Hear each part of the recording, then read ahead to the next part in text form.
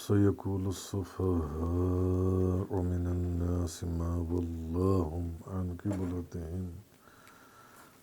قبلتهم التي كانوا عليها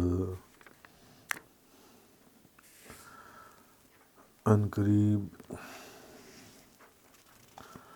بے وقوف لوگ کہیں گے مسلمانوں کو ان کے اس قبلہ بیت المقدس سے کس نے پھیر دیا جس پر وہ پہلے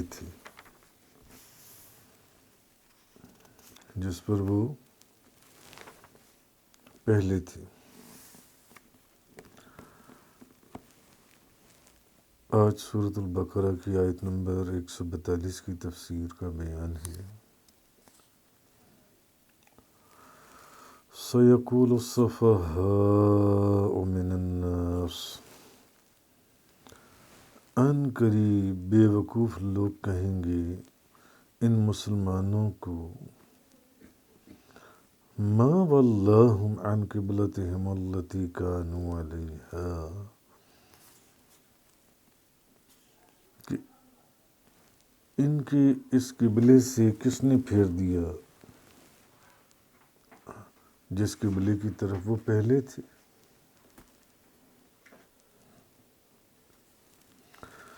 حضرت ابن عباس کا قول ہے کہ مکہ مکرمہ میں اور مدینہ منورہ کے جو ابتدائی 17 مہینے تھے ان میں آپ صلی اللہ علیہ وسلم بیت المقدس کی طرف منہ کر کے نماز پڑھتے تھے، پھر اللہ تعالیٰ نے آپ کو خانہ کعبہ کی طرف منہ کر کے نماز پڑھنے کا حکم دیا کہ مکہ مکرمہ میں اور مکہ مکرمہ کے بعد جب آپ سرکار ہجرت فرما کر مدینہ منورہ تشریف لے آئے تو ابتدائی جو 17 مہینے تھے وہ آپ بیت المقدس کی طرف منہ کر کے نماز پڑھتے تھے، پھر اللہ تعالیٰ نے آپ کو خانہ کعبہ کی طرف منہ کر کے نماز پڑھنے کا حکم دیا 17 مہینوں کے بعد۔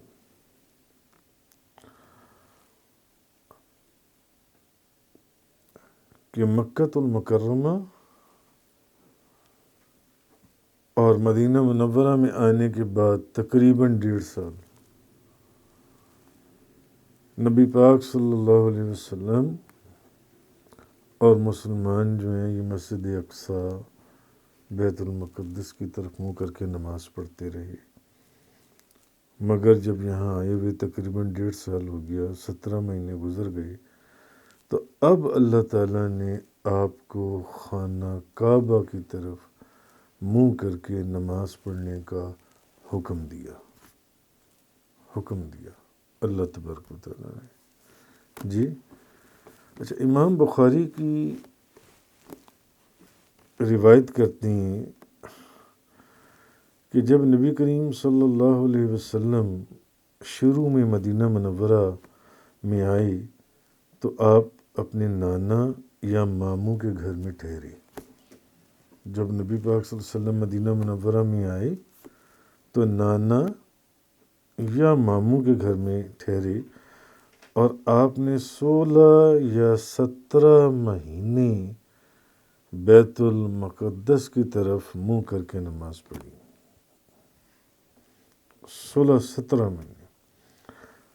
اور آپ کو یہ قبلہ جو بیت اللہ آپ کی خواہش یہ تھی کہ خانہ کعبہ کو قبلہ بنا دیا جائے، مگر نماز آپ بیت المقدس کی طرف منہ کر کے پڑھتے رہے، مگر دل میں آپ کی خواہش یہ تھی کہ قبلہ جون سا ہے اب کس کو بنا دیا جائے؟ خانہ کعبہ کو بنا دیا جائے، جی بیت اللہ ہو جائے، بیت اللہ کو قبلہ بنا دیا جائے۔ اور آپ نے اس کی طرف منہ کر کے جو پہلی نماز پڑھی وہ عصر کی نماز تھی.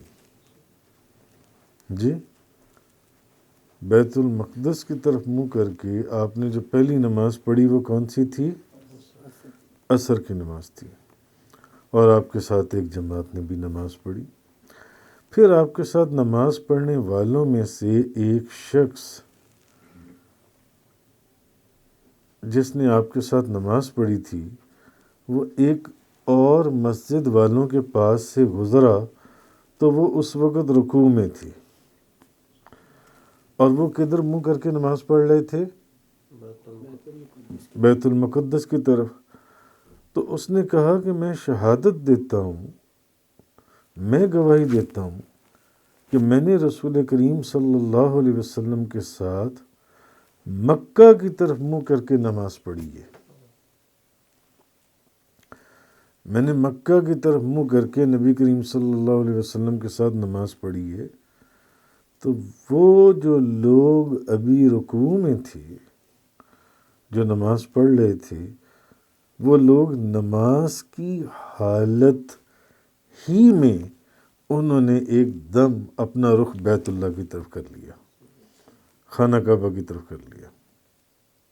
جی اچھا، یہود اور دیگر جو اہل کتاب جو تھے، جو دوسرے اہل کتاب، ان کو وہ چاہتے یہ تھے کہ نبی کریم صلی اللہ علیہ وسلم نماز بیت المقدس کی طرف ہی منہ کر کے پڑھتے رہیں. ان کی خواہش یہ تھی. اب جب نبی کریم صلی اللہ علیہ وسلم نے مکہ المکرمہ کی طرف منہ کیا تو ان کو یہ ناگوار ہوا، ان کو برا لگا، انہوں نے محسوس کیا جن سے. تو یہ حدیث جو ہے امام بخاری نے روایت کی ہے، یہ حدیث مبارکہ کہ نبی کریم صلی اللہ علیہ وسلم جب مدینہ طیبہ میں آئے تو شروع میں آپ اپنے نانا یا ماموں کے گھر میں رہے اور 16-17 مہینے آپ بیت المقدس کی طرف آپ نے نماز پڑھی منہ کر کے. مگر آپ کے دل میں یہ خواہش تھی کہ آپ کا جو قبلہ ہے وہ بیت اللہ کو بنا دیا جائے، خانہ کعبہ کو بنا دیا جائے. اور قبلہ تبدیل ہونے کے بعد جو پہلی نماز آپ نے بیت اللہ کی طرف منہ کر کے پڑھی وہ کون سی نماز تھی؟ عصر کی نماز تھی. اور آپ کے ساتھ ایک جماعت نے نماز پڑھی. اور پھر ایک بندہ جس نے آپ کے ساتھ نماز پڑھی تھی وہ وہاں سے نکلا تو اس نے قریب ایک اور مسجد میں لوگوں کو نماز پڑھتے ہوئے دیکھا تو وہ کدھر منہ کر کے نماز پڑھ رہے تھے؟ بیت المقدس کی طرف. تو اس نے کہا، اس نے اونچی آواز سے کہا کہ میں گواہی دیتا ہوں، میں شہادت دیتا ہوں کہ میں نے نبی کریم صلی اللہ علیہ وسلم کو مکہ المکرمہ کی طرف منہ کر کے نماز پڑھتے ہوئے خود دیکھا ہے. میری شہادت، میں گواہی دے رہا ہوں، میں ان کو دیکھ کر آ رہا ہوں. تو وہ لوگ اس وقت رکوع میں تھے اور وہ نماز کی حالت میں رکوع کے اندر ہی انہوں نے ایک دم بیت المقدس سے اپنا رخ کدھر کر لیا؟ مکہ مکرمہ کی طرف کر لیا جن سے. تو یہودیوں کی یہ خواہش تھی کہ نبی کریم صلی اللہ علیہ وسلم جو ہیں وہ اور یہ مسلمان بیت المقدس کی طرف ہی منہ کر کے نماز پڑھتے رہیں. اس لیے جب ان کو یہ پتہ چلا کہ آپ نے قبلہ تبدیل کر لیا یا قبلہ کے تبدیل ہونے کا حکم آ گیا تو ان اہل کتاب کو یہ بات بہت بری لگی اور انہوں نے اس چیز کو محسوس کیا جن سے. علامہ بدر الدین عینی آپ فرماتے ہیں کہ اس مسجد کے وہ جس مسجد کے پاس سے وہ بندہ گزرا جس نے نبی کریم صلی اللہ علیہ وسلم کے ساتھ نماز پڑھی تھی خانہ کعبہ کی طرف، بیت اللہ کی طرف منہ کر کے، تو اب اس فرماتے ہیں کہ جب اس مسجد کے نمازیوں کے پاس سے وہ گزرا اور اس نے کہا کہ میں گواہی دیتا ہوں کہ میں نے نبی کریم صلی اللہ علیہ وسلم کو یا مسلمانوں کو مکہ مکرمہ کی طرف منہ کر کے نماز پڑھتے ہوئے دیکھا ہے، تو وہ اس مسجد کے جو نمازی تھے انہوں نے فوراً اپنا رخ بیت اللہ کی طرف کر لیا. تو اس مسجد کے نمازیوں کو صرف خبر واحد سے یہ علم ہو گیا کہ قبلہ بدل گیا ہے. خبر واحد، ایک خبر سے ان کو یہ معلوم ہو گیا کہ قبلہ بدل گیا ہے. اب ان کے لیے یہ بھی ممکن تھا، اگر وہ چاہتے تو وہ یہ کرتے کہ وہ اس نماز کو توڑ دیتے اور نبی پاک صلی اللہ علیہ وسلم کی بارگاہ میں حاضر ہوتے اور ان سے تحقیق کرتے کہ یا رسول اللہ کیا واقعی قبلہ تبدیل کر دیا گیا ہے. اگر وہ چاہتے تو وہ ایسا کر سکتے تھے. پہلے تحقیق کرتے، وہ نماز توڑ دیتے، نبی پاک صلی اللہ علیہ وسلم کی بارگاہ میں حاضر ہوتے اور آ کر حضور سے پوچھتے کہ یا رسول اللہ کیا واقعی قبلہ تبدیل کر دیا گیا ہے. جی، اور یہ بھی ممکن تھا ایک اور کہ وہ اس خبر پر اعتماد کر کے نماز میں قبلہ بدل لیتے. جی، تو انہوں نے کیا کیا، انہوں نے اجتہاد سے پہلی صورت کی بجائے دوسری صورت پر عمل کیا. اجتہاد سے انہوں نے دوسری صورت پر عمل کیا. تو اس سے علامہ بدر الدین عینی رحمۃ اللہ علیہ فرماتی ہیں، آپ فرماتی ہیں کہ خبر واحد بھی یہ حجت ہے اور اپنے اجتہاد سے نماز میں قبلے کی سمت کو بدلنا جائز ہے. یہ جائز ہے.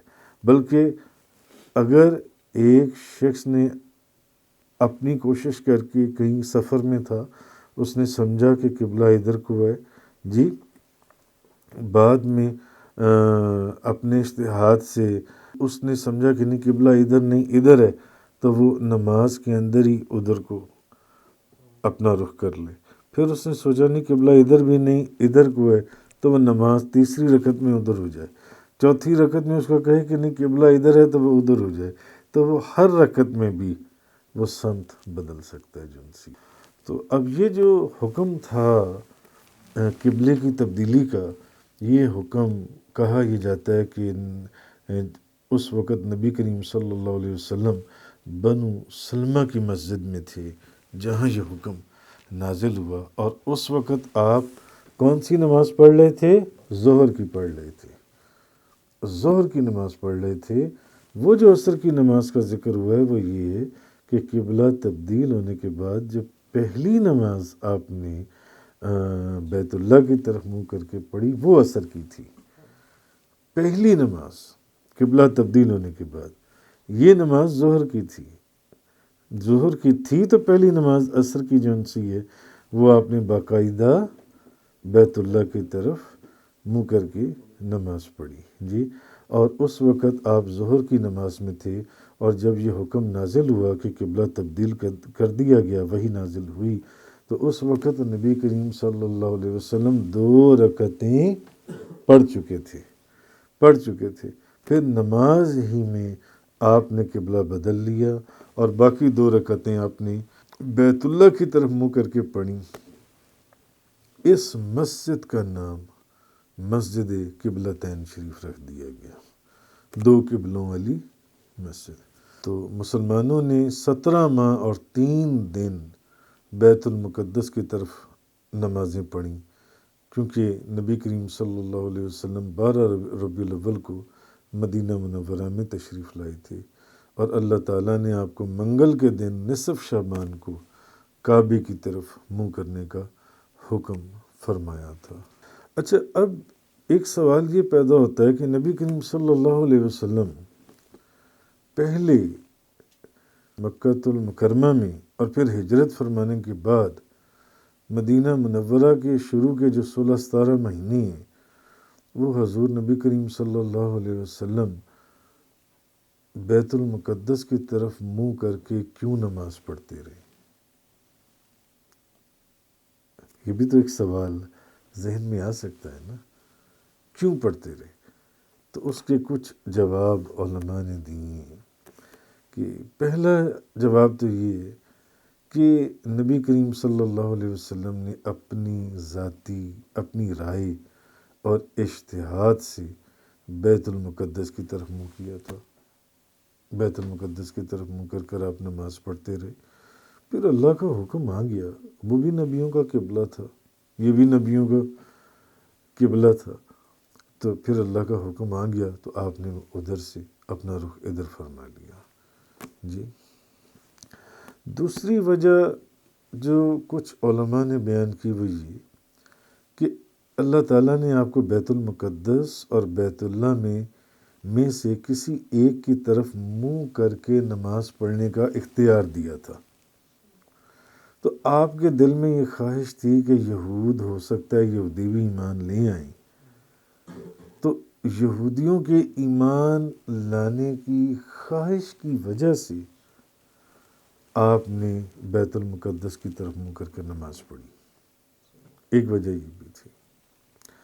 اور ایک قول یہ بھی ہے کہ حضرت ابن عباس فرماتے ہیں کہ آپ نے اللہ کی وحی اور اللہ کے حکم سے بیت المقدس کی طرف منہ کرنے کو اختیار کیا، آپ اللہ کی وحی اور اس کے حکم سے نماز پڑھتے رہے بیت المقدس کی طرف۔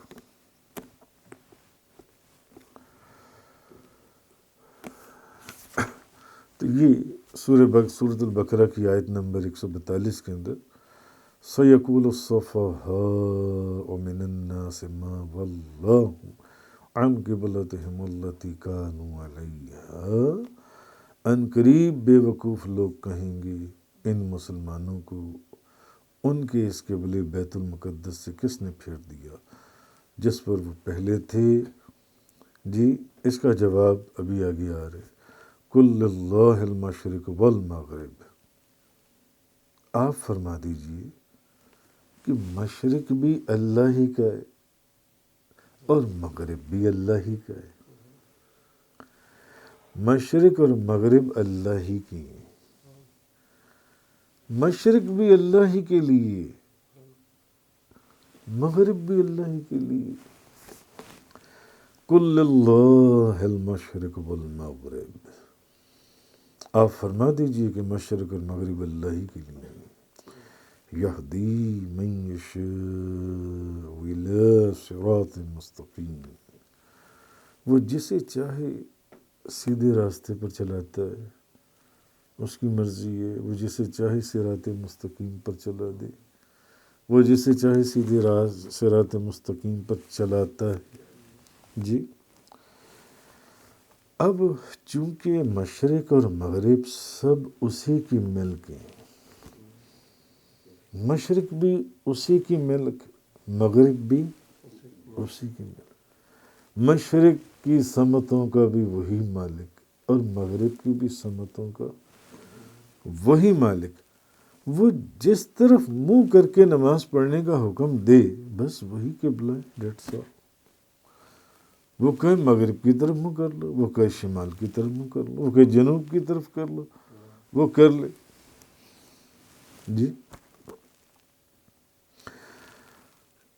اصل میں تو ساری سمتیں اس کی ہیں، تو جب وہ ہر سمت کا مالک ہے، بھلے وہ نارتھ ہو، ساؤتھ ہو، ایسٹ ہو، ویسٹ ہو،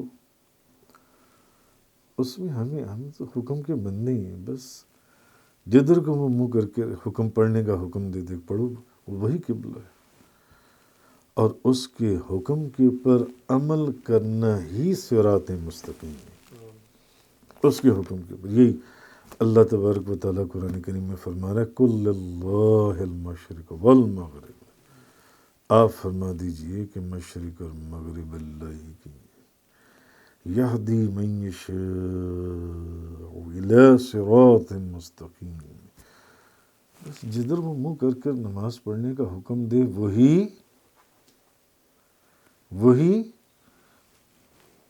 صراط مستقیم ہے، جدھر وہ منہ کر کر نماز پڑھنے کا حکم دے وہ صراط مستقیم ہے۔ اب اس میں چند ایک نکتے نکلتے ہیں، جیسے کہ پہلے میں نے عرض کیا کہ ان قریب بے وقوف لوگ کہیں گے سَيَقُولُ السُّفَهَاءُ مِنَ النَّاسِ، ان قریب بے وقوف لوگ کہیں گے۔ اللہ تعالیٰ نے فرمایا ان قریب یہ بے وقوف یہ کہیں گے کہ مسلمانوں کو ان کے اس قبلے سے کس نے پھیر دیا جس پر وہ پہلے تھے، یعنی کدھر نماز پڑھ رہے تھے؟ بیت المقدس کی طرف۔ اللہ پاک نے یہ کہنے والوں کو خدا نے بے وقوف کہا ہے کہ بے وقوف ہے، بے وقوف ہے کہ مسلمانوں کو اس قبلے سے کس نے پھیر دیا۔ جی اچھا، اب اس آیت کے اندر اللہ تعالیٰ نے ایک غیب کی خبر بھی دی ہے،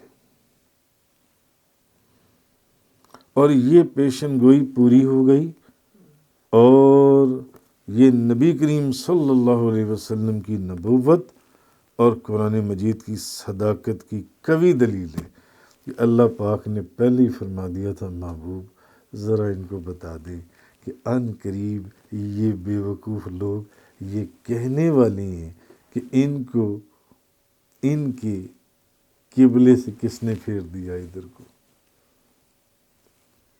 اللہ پاک نے اس میں ایک غیب کی خبر بھی بتا دی کہ ان قریب یہ لوگ یہ کہنے والے ہیں، یہ کہیں گے کہ ان لوگوں کو کس نے پھیرا اس کی طرف سے۔ جی، اور یہ خبر بعد میں پوری ہوئی جب یہودیوں نے کہا کہ مسلمانوں کا یہ قبلہ کیسے تبدیل ہوا، ان کو کس نے ادھر سے پھیرا۔ تو نبی کریم صلی اللہ علیہ وسلم تو اللہ کے کلام میں لوگوں کو پہلے ہی یہ بات بتا چکے ہوئے تھے جون سا۔ تو یہ حضور نبی پاک صلی اللہ علیہ وسلم کی نبوت اور قرآن مجید کی صداقت کی ایک مضبوط دلیل ہے کہ اللہ نے پہلے ہی یہ غیب کی خبر بتا دی تھی جون سی۔ ابھی قبلہ تبدیل نہیں ہوا، ابھی قبلہ تبدیل ہوگا، اللہ پاک نے پہلے سے یہ خبر بتا دی۔ دوسرا یہ کہ اس آیت میں یہ دلیل ہے کہ اللہ تعالیٰ کی کتاب میں ایسے احکام بھی ہیں جو ناسخ اور منسوخ ہیں، اور علماء اور ائمہ کا اس پر اجماع ہے۔ اس کے اوپر قرآن مجید نے جس حکم کو سب سے پہلے منسوخ کیا،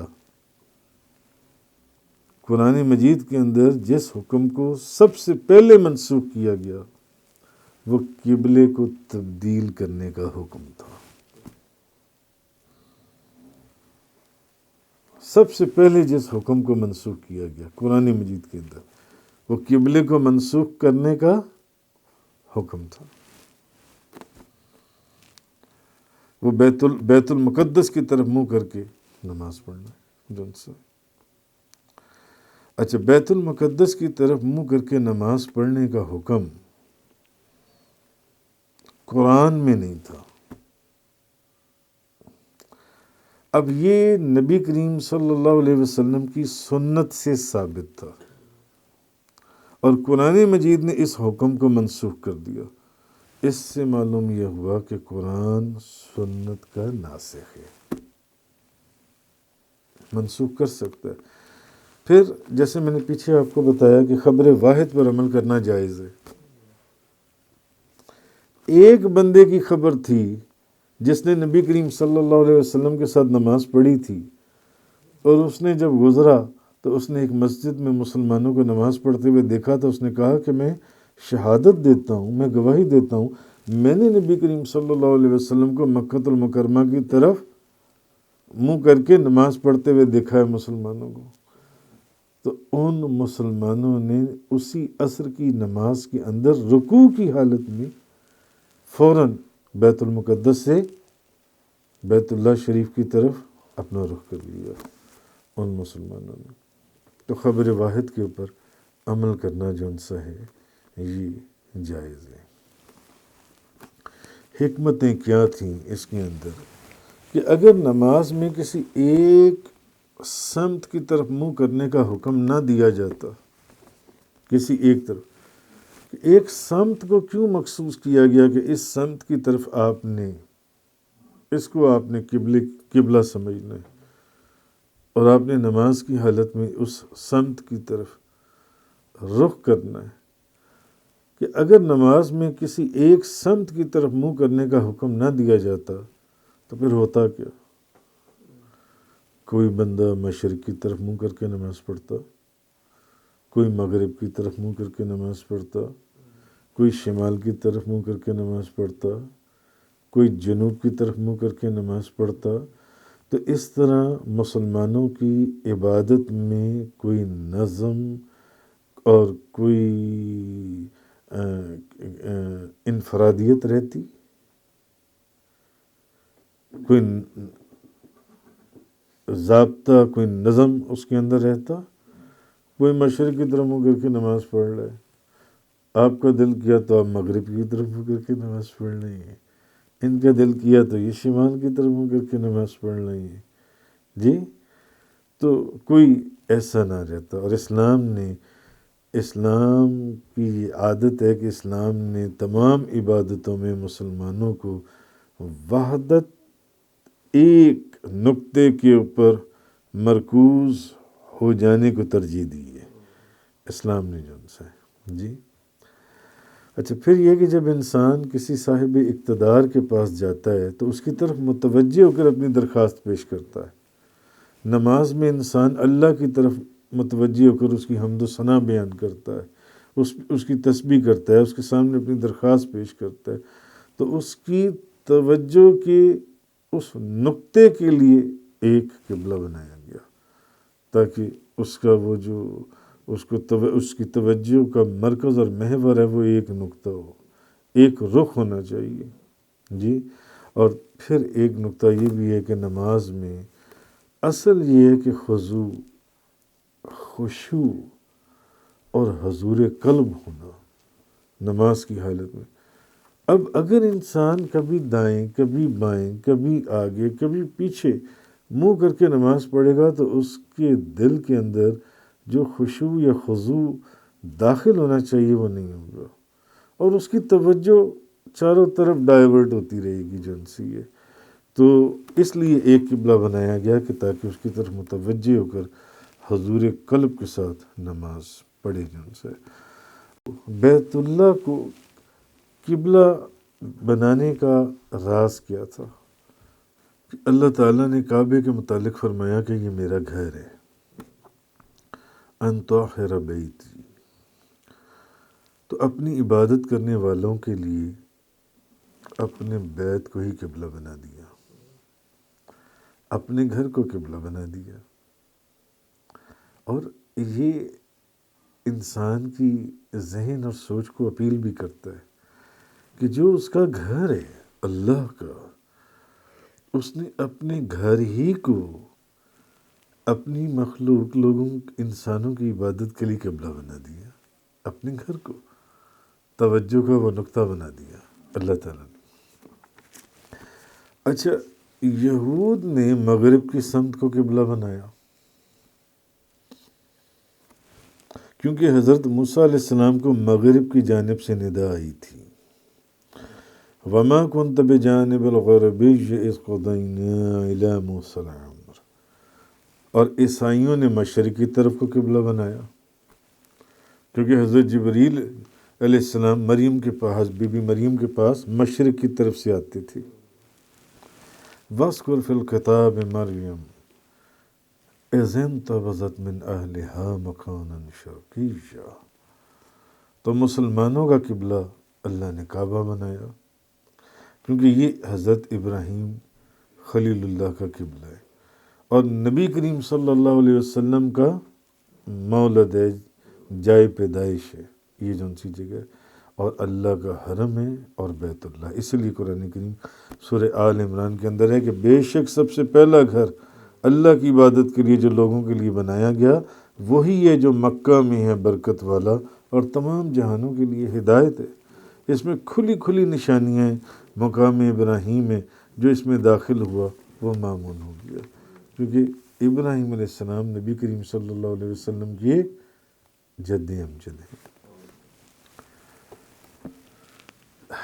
اللہ تعالیٰ نے کعبے کو عزت والا گھر اور لوگوں کے قیام کا سبب بنا دیا.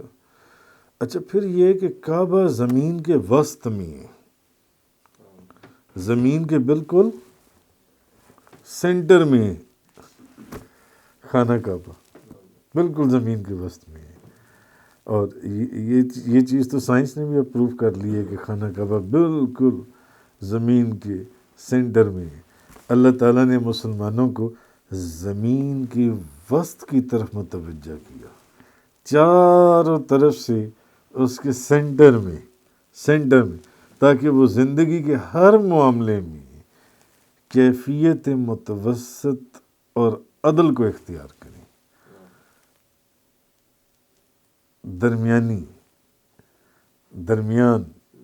درمیانی راستے کو، جو متوسط کیفیت یا طبیعت ہو اس کو۔ آپ کی زندگی کا جو درمیانی حصہ ہے وہی سب سے زبردست ہے نا، جس میں آپ جوان، طاقت آپ کے وجود کے اندر، یا آپ کے بڑھاپے کا حصہ ہے جو ان سے آپ کے درمیان کا، جو زندگی کے درمیان کا حصہ، وسط کا جو ان سے، وہ سب سے بہتر، اس میں آپ طاقتور ہیں۔ ایسا ہے نا، آپ یہ دیکھیے کہ دن کا جو وسط ہے، دوپہر، اس وقت سورج کی روشنی اپنے پورے عروج پر ہوتی ہے۔ اللہ تعالیٰ نے کعبے کو اس لیے بھی قبلہ بنایا کہ اس کو قبلہ بنا کر اللہ پاک نے یہ ظاہر فرمایا کہ تاجدار دو جہاں نبی کریم صلی اللہ علیہ وسلم واقعی اس کے محبوب ہیں، تاکہ ساری کائنات اور دنیا کو یہ پتہ چل جائے کہ نبی کریم صلی اللہ علیہ وسلم تاجدار دو جہاں اللہ کے محبوب ہیں، ان کی خواہش کے اوپر، ان کی مرضی کے اوپر۔ ورنہ تو قبلہ بیت المقدس تھا، ادھر سب نماز پڑھ رہے تھے جن سے جی۔ اچھا، پھر اس لیے بھی ایک اس میں حکمت یہ بھی ہو سکتی ہے کہ حضرت آدم علیہ السلام نے جب کعبے کو بنایا تھا تو 5 پہاڑوں سے مٹی لے کر کعبے کو بنایا تھا، 5 پہاڑوں سے۔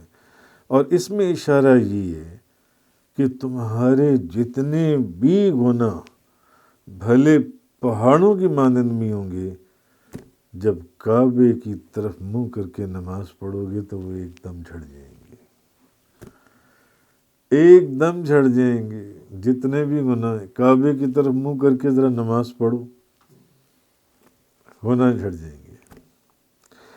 جب مسلمان بیت المقدس کی طرف منہ کر کے نماز پڑھتے تھے تو یہودی طعنہ دیتے تھے کہ تم ہماری مخالفت کرتے ہو، مگر نماز ہماری مسجد کی طرف منہ کر کے پڑھتے ہو، اور تو ساری چیزوں میں ہماری مخالفت کرتے ہو، مگر قبلہ ہمارا استعمال کرتے ہو۔ یہودی مسلمانوں کو طعنہ دیتے تھے۔ صحابہ کرام نبی کریم صلی اللہ علیہ وسلم کی بارگاہ میں پیش ہوتے تھے، یا رسول اللہ، یہودی طعنہ دیتے ہیں، ہر چیز میں ہماری مخالفت، ہر چیز میں ہماری مخالفت، قبلہ ہمارا استعمال کرتے ہو۔ حالانکہ کیا وہ قبلہ یہودیوں کا تھا؟ کس کا تھا قبلہ؟ خدا کا۔ قبلہ تو خدا کا تھا۔ اللہ تعالیٰ نے یہودیوں کے طعنوں پر کہ میرے محبوب کے غلاموں کو یہ طعنہ نہ دے سکیں، اللہ تعالیٰ نے مسلمانوں کا قبلہ بدل دیا اور کعبے کو قبلہ بنا دیا۔ ایک وجہ یہ بھی ہے۔ اچھا، ایک وجہ یہ بھی ہے کعبے کو قبلہ بنانے کی کہ مسلمان جو ہیں وہ حضرت ابراہیم علیہ السلام کی دعوت کے داعی تھے، اسی دعوت کو اور ابراہیم علیہ السلام کے دین کو آگے لے کر چل رہے تھے۔ اس کی وجہ سے بھی، کیونکہ حضرت ابراہیم علیہ السلام کے بنائے ہوئے کعبے کو اللہ نے ان کے لیے قبلہ بنا دیا۔ اور ایک وجہ یہ بھی ہے جس میں نبی کریم صلی اللہ علیہ وسلم کی اور بھی تعظیم ہے کہ جب کعبے کی تعمیر ہو رہی تھی تو نبی کریم صلی اللہ علیہ وسلم بھی اس کی تعمیر کے لیے خود پتھر اور اینٹیں اٹھا اٹھا کر لا رہے تھے۔ آہا، کیسی عجیب و غریب شان ہے۔ محبوب، جس گھر کے لیے تمہارے ہاتھوں نے اینٹیں اور پتھر اٹھائیں، میں اسی گھر کو قیامت تک کے لیے اب قبلہ بنانے جا رہا ہوں۔ اب میں اس کو قبلہ بنانے جا رہا ہوں۔ تو نماز میں جب آپ سجدہ کرتے ہیں، کس کو کرتی ہیں؟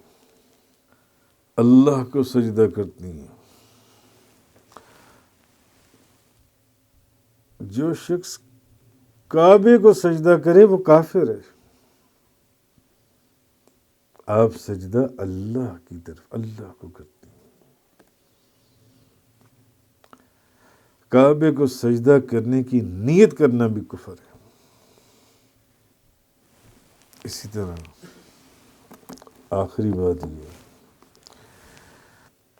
انبیاء نے خانہ کعبہ کا طواف کیا، مسلمانوں نے خانہ کعبہ کا طواف کیا، بیت اللہ کا، مگر کعبہ شریف جو ہے اس نے اولیاء اللہ کا طواف کیا اور اولیاء اللہ کی زیارت کی۔ جیسے مسلمان خانہ کعبہ کی زیارت کے لیے جاتی ہیں اور پھر خانہ کعبہ کا طواف کرتی ہیں، ایسی کچھ اللہ کے بندے ایسے بھی ہیں جن کے لیے بیت اللہ ان کی زیارت کے لیے جاتا ہے اور ان کا طواف کرتا ہے۔ ایسے اللہ کے بندے موجود ہیں جی۔ بلکہ اشرف علی تھانوی صاحب نے بھی لکھا، انہوں نے بھی لکھا، اشرف علی تھانوی صاحب نے، کہ یہ جائز ہے، اور اس پر انہوں نے اس حدیث سے استدلال کیا۔ امام ترمذی فرماتے ہیں، روایت کرتی ہیں، ایک دن حضرت ابن عمر نے کعبے کو دیکھ کر فرمایا، تیری حرمت کس قدر عظیم ہے، لیکن ایک مومن کی حرمت اللہ کے نزدیک تجھ سے بھی زیادہ ہے۔ اے بیت اللہ، اے خانہ خدا، تجھ سے بھی زیادہ ہے ایک مومن کی حرمت جان سے۔ اور امام ابن ماجہ نے حضرت ابن عمر سے روایت کیا کہ میں نے دیکھا کہ رسول کریم صلی اللہ علیہ وسلم کعبے کا طواف فرما رہے تھے اور فرما رہے تھے، نبی پاک صلی اللہ علیہ وسلم، تو کتنا پاکیزہ ہے، تیری خوشبو کتنی اچھی ہے، تیری حرمت کتنی عظیم ہے، اس ذات کی قسم جس کے قبضہ قدرت میں محمد کی جان ہے، اللہ کے نزدیک مومن کی حرمت تجھ سے بھی زیادہ ہے، تجھ سے بھی زیادہ ہے۔ سو جب بندہ مومن کعبے سے افضل ہے، اب جب اللہ کا بندہ کعبے سے بھی افضل ہے، بیت اللہ سے بھی افضل ہے، تو پھر بیت اللہ کا، کعبے کا، اولیاء اللہ کی زیارت کے لیے جانا یہ کچھ مشکل نہیں ہے، یہ کوئی مشکل نہیں ہے۔ رہا یہ شبہ کہ اگر اولیاء اللہ کے لیے کی زیارت کے لیے جاتا، اب ہو سکتا ہے کوئی بندہ یہ سوال کر دے، کوئی عقل سے پیدل یا کم عقل کوئی یہ سوال کر دے کہ جی اگر کعبۃ اللہ، بیت اللہ، اولیاء اللہ کی زیارت کے لیے جاتا ہے تو اتنا بھاری بھرکم جسم کیسے منتقل ہوتا ہے؟ اتنا بھاری بھرکم جسم کیسے منتقل ہوتا ہے؟ سوال کرنے والوں کا کیا، وہ تو کر دیتی ہے۔ جیسے کہ اللہ پاک نے پیچھے فرمایا جی، جو میں نے آپ کے ساتھ، سَيَقُولُ السُّفَهَاءُ مِنَ النَّاسِ، ابھی عنقریب بے وقوف لوگ کہنے والے ہیں جن کو پتہ ہی نہیں ہے کہ قبلہ مشرق بھی اسی کی، مغرب بھی اسی کا، بھائی وہ جدھر مرضی قبلہ بنا دے، تمہیں کیا؟ مالک تو وہ ہے، مشرق کا بھی، مغرب کا بھی، شمال کا بھی، جنوب کا بھی۔ ہو سکتا ہے یہاں پر بھی کوئی یہ بندہ سوال کر دے کہ اگر کعبہ اولیاء اللہ کی زیارت کے لیے جاتا ہے تو اتنا بھاری بھرکم جسم کیسے منتقل ہوتا ہے؟ کیسے اٹھا کر اس کو وہاں لے کر جاتے ہیں کہ وہ ان اولیاء کی زیارت کرتا ہے؟ ہاں؟ اور تاریخ میں کہیں ایسا کچھ نقل نہیں کیا گیا، تاریخ میں کہیں ایسی کوئی بات آئی کعبہ اپنی جگہ سے کبھی غائب ہوا ہو، کہ کعبہ شریف اپنی جگہ سے غائب ہو گیا ہو؟ تو اس کا جواب امام مسلم نے حضرت جابر رضی اللہ تعالیٰ عنہ سے روایت کیا ہے کہ نبی پاک صلی اللہ علیہ وسلم نے فرمایا کہ جب قریش نے میری تکذیب کی، معاذ اللہ جب قریش نے مجھے جھٹلایا، جب قریش نے میرا انکار کیا معراج شریف کی رات، معراج والے واقعے میں، جی، تو میں حتیم میں کھڑا ہوا تو اللہ تعالیٰ نے میرے لیے بیت المقدس کو منکشف کر دیا۔ اب بیت المقدس کہاں ہے؟ اور حضرت ابن عباس کی روایت میں ہے، حضرت ابن عباس کہ نبی پاک صلی اللہ علیہ وسلم نے فرمایا بیت المقدس کو لا کر میرے سامنے رکھ دیا جب معراج کا واقعہ ہوا، اور قریش نے میرا انکار کیا، میری تکذیب کی، مجھے جھٹلایا، تو اللہ نے بیت المقدس میرے سامنے لا کر کھڑا کر دیا۔ جب میں نے ان کو بیت المقدس کی ایک ایک چیز بتانی شروع کی کہ یہ چیز یہاں، یہ چیز یہاں، یہ چیز یہاں، یہ چیز یہاں، جون سی ہے جی، اور میں اس کو دیکھ رہا تھا۔ تو بیت المقدس بھی تو ایک بہت بھاری جسم ہے، اس کا منتقل ہونا بھی تو عادتاً محال ہے۔ تو اگر بیت المقدس حدیث پاک کی روح سے وہاں سے اٹھا کر مکہ المکرمہ میں لا کر نبی کریم صلی اللہ علیہ وسلم کے سامنے رکھا جا سکتا ہے، تو پھر بیت اللہ خانہ کعبہ بھی جو کہ ایک بھاری بھرکم جسم ہے، وہ کہیں پر بھی جا سکتا ہے، وہ بھی کہیں پر جا سکتا ہے۔ اچھا، پھر یہ بھی ہے کہ قرآن مجید میں بھی تو ایک مثال موجود ہے کہ پلک جھپکنے سے بھی پہلے بلقیس کا تخت لانے کا جو واقعہ ہے، وہ تخت تو غالباً بیت اللہ سے بھی بڑا تھا، 80 گز چوڑا، 60 گز لمبا، 40 گز اونچا، وہ جو ان سا تخت بعض تفاسیر کے اندر آتا ہے، وہ تو اس سے بھی بہت بڑا ہوا نا، بہت بڑا ہوا۔ آنکھ جھپکنے سے پہلے وہ تخت، قرآن کے اندر یہ واقعہ موجود ہے کہ وہ حضرت آصف بن برخیہ نے آنکھ جھپکنے سے پہلے وہ تخت اٹھایا اور لا کر کہاں رکھ دیا؟ حضرت سلمان علیہ السلام کے سامنے۔ کتنے 100 میلوں سے، سینکڑوں میلوں سے، 700 800 900 میل سے وہ تخت اٹھا کر لا کر رکھ دیا۔ تو یہ مشکل نہیں ہے کہ ایک بھاری بھرکم جسم جو ان سے۔ تو باقی دوسرا یہ ہے کہ امام یافعی انہوں نے فرمایا، آخر پر وہ لکھتے ہیں کہ ایک شخص نے کسی دوسرے شخص کو دور دراز کے شہروں سے کعبہ دکھا دیا۔ ایک شخص نے کسی دوسرے شخص کو بہت دور دراز کے شہر سے کعبہ دکھا، دیکھو سامنے کیا ہے، کعبہ شریف۔ اور امام یافعی فرماتے ہیں ایک اور شخص نے بعض منکر لوگ تھے، ان کو کہا وہ دیکھو سامنے، ادھر گئے، ادھر دیکھا تو خانہ کعبہ تھا، اور وہی شخص وہاں پر خانہ کعبہ کا طواف کر رہا تھا۔ ویسے تو حضور داتا گنج بخش نے حضور داتا گنج بخش نے جن مولویوں نے اعتراض کیا کہ قبلے کا رخ ٹھیک نہیں ہے، انہوں نے کہا پھر نماز میرے ساتھ پڑھ لو، پھر تم خود فیصلہ کرو کہ قبلے کا رخ صحیح ہے یا صحیح نہیں ہے۔